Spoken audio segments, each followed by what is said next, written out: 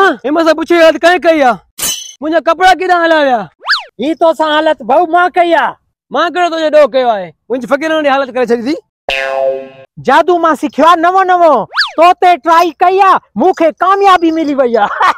जल्दी कर मुझे पंजा कपड़ा पारा न ते एड़ी हालत कंदा साई जेकी हालत मुझे भा एकड़े हमरा से कई हुई मोगा हित जादू कहीं गलत हमरा ते ट्राई थी वा रुली न वियुम हे मां के छडींदो कोन ओ भाऊ तोरे भा उन हमरा सा केड़ी हालत कई हुई मां त इन सकूड़ गलाए चुको हां मुझे तो भाई ना है मन गंजो रिजी पोवे छा पियो सोची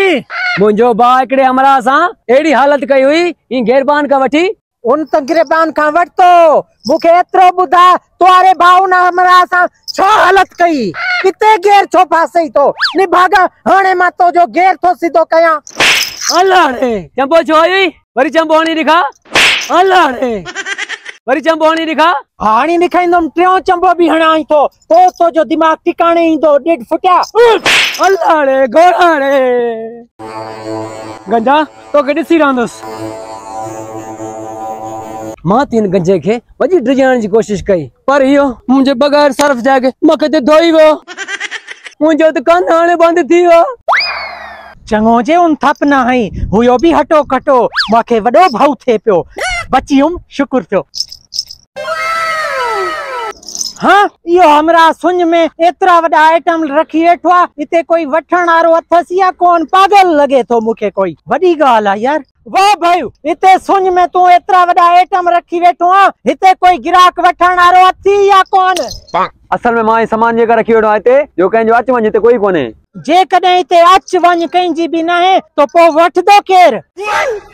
असल में मां हिन भर भर में जेका वेठो आया हे सजो सामान मां चोरी जो आए तडी भी ते तू लिक में वेठो आ चोरा तू हां हां एकड़ो काम कर मेहरबानी कर वरी केड़ो काम मां जो पेरो ग्राहक तू आ तू बोणी करा एकड़ी शान में वठ लाजमी इन चोरी वारन एटमन सा जे कदे मां तो के एकड़े मिनट में माला माल करे छडा त पोए ओ मां के 1 मिनट में अमीर करे छडो मां के टच न कर पोते थी भी हाने मां जो दिस कमाल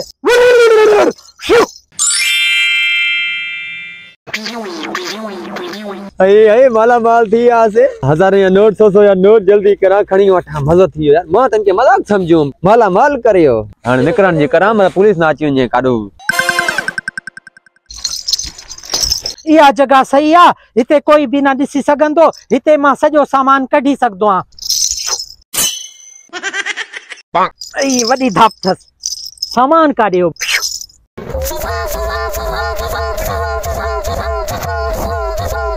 गाय थोड़ो बकरी तो भूख मरी वेंदी वाओ पेट्रोल ले थी भाई हां हे हमरा इते छा कंदो खड़ो आ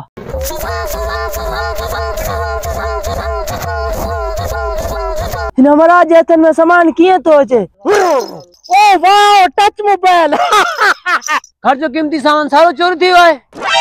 लंबे कद सा पटको बादल दस मुझी सारी घर जी चोरी करे इन तो निकतो वने और गंजा कावड़ इनवा तो कढा हाँ लैपटॉप हित मा के हलाइन को नहीं दो चलो विकणी तुम बाजार में वनी करे यो हमरा किए मा ठगी करे गंजो मैं नकली पैसा देई आसा हजे लगे तो वडो कोई जादूगर आ 50 इंजो कोई बिलो कयास वडो सामान हाथ लगवा ऐश करा वनी हाने ता निकरण जी क्या ये ना जे कोई दिसी वठे ओ भाऊ ए सामान काडो आंदो थी हे दरअसल मा नवो नवो जादू सिखियो आ ना यो न बिठो गंजो आज पकड़ो तो इनके कले दौर में भी जादू करेन ता आ बाकी बियो न ता खबरदार जेको सामान मां चोरी आ तो खणी हो ना नकली पैसा दे करे माखे पाए सामान मुटाए दे मां बी गाल ना बुधा उड़ी वा चोरी करे तेजी बिठो थोड़ा तो इते किए ए थोड़ो गात है तो कोई वडो जादूगर आ हां मां जादूगर आ नवो जादू मां सिखियो आ तोके के खबर पई आज मां चोर आया मुके आने घरो फोन आयो है एक मां लंबू जो कदो आए बेचारो पटको बदल दस ठेस अरे मां जो बेगड़े मां सामान पान भी मार खादी मुखे मार खवाई तो माजी जारी बे चक्कर या शरारत कंदुमी कौन मोगे जी मार गबला जा रहा आयो रे मां